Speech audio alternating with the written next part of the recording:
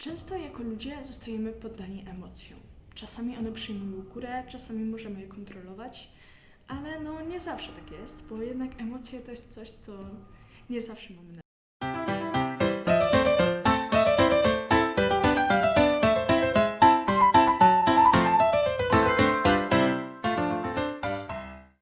Emocje są spowodowane głównie jakąś sytuacją albo jakimś zdarzeniem, że ktoś nam powiedział, że dzień dobry, miłego dnia, ale pani dziś ładnie wygląda, no to czujemy się trochę milej. Ale jak ktoś na nas nakrzyczy, jak jakiś kierowca na przejściu dla pasów przyjedzie i jeszcze powie, że ma do nas problem, to jednak ten dzień zaczyna się robić trochę gorszy.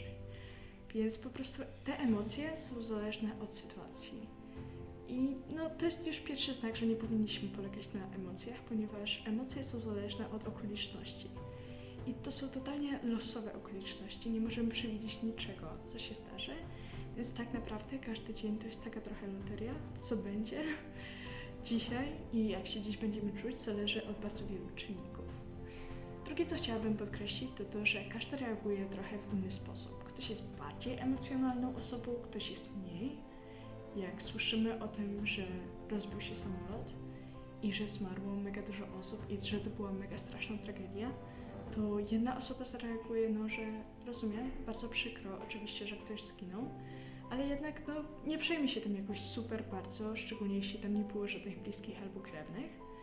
A druga osoba może zareagować tak, że po prostu zacznie płakać z tego, zacznie się robić strasznie żal tych ludzi, co byli tam, więc po prostu to pokazuje, że każda osoba reaguje inaczej w każdy sposób. Ktoś może być bardziej, ktoś może być mniej i to oczywiście też zależy od doświadczenia naszego z emocjami. Emocje to jest tak bardzo indywidualna sprawa, także od każdego z nas tak naprawdę, i są one ciągle zmieniają się. Ja chciałabym przytoczyć 3 wersy z Biblii, które za chwilę nam coś pokażą. Jest to Rzymian 1:17 i za chwilę, jakby podsumowując ten wers, jest to żyj z wiary. Drugi wers jest to Hebrajczyków 11:6. I jeśli go przeczytać i tak sprościć, to jest to, że bez wiary nie można podobać się Bogu. I trzeci wers jest to Rzymian 19 albo 14:23. Wszystko, co nie jest z wiary, jest grzechem.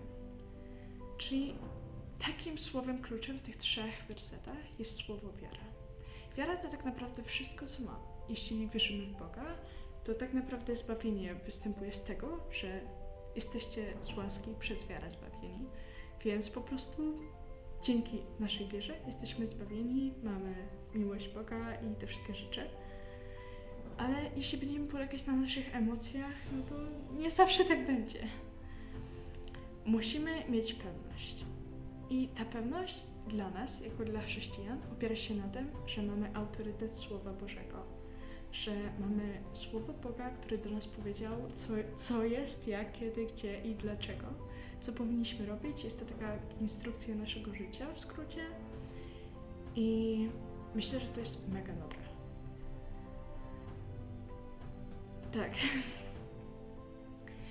Ogólnie jak ostatnio studiowałam sobie Biblię, miałam takie materiały i zobaczyłam super schemat na tym, jak nasza wiara powinna wyglądać, na czym powinniśmy się opierać, co jest naszym autorytetem. I jest to taki pociąg, na przodzie wagonu jest napisane słowo fakt. Dalej jest wiara i na samym końcu uczucia. I to jest dość ciekawe, ale zobaczcie. Jeśli fakt. Słowo fakt ogólnie. Fakty się nie zmieniają. Na faktach możemy polegać, jakby wiesz, czujemy się źle albo dobrze, fakt jest faktem. Mleko jest zdrowe. Nie dla wszystkich. Dobra, fakt może być inaczej, że słońce jest żółte, Załóżmy. I po prostu, czy czujesz się dobrze, czy czujesz się źle, słońce dalej będzie żółte, nieważne co. Więc tak naprawdę, jeśli mamy fakty dotyczące życia chrześcijan, to te wszystkie fakty znajdują się w Biblii. I jak wcześniej powiedziałam, fakty się nie zmieniają. Więc to jest dobry sposób, żeby na nich polegać. Dalej jest wiara, ale przejdziemy sobie szybciutko do uczuć, bo jednak uczucia są następne. No i pierwsze pytanie, które powinniśmy sobie zadać, to czy uczucia się zmieniają. Jeśli tak, no to okej. Ale też co decyduje o tym, że dziś czujemy się super, a jutro już źle, albo że po prostu wiecie. No i oczywiście odpowiedź na to pytanie jest to okoliczności. Okoliczności totalnie nie możemy kontrolować, ani w żaden sposób na nich wpływać.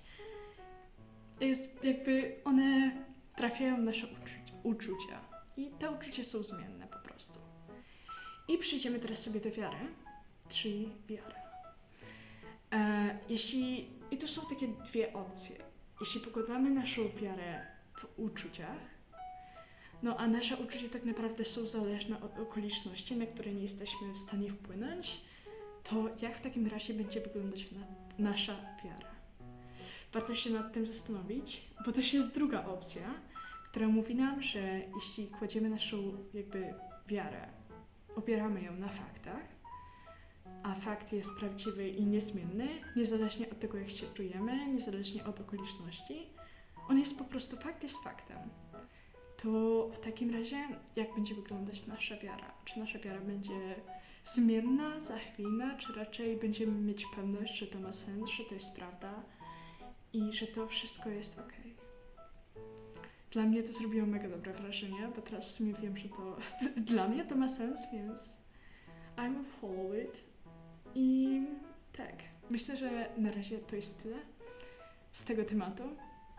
Także dziękuję za to, że obejrzeliście. Myślę, że to jest wartościowe i do zobaczenia wkrótce. Pa!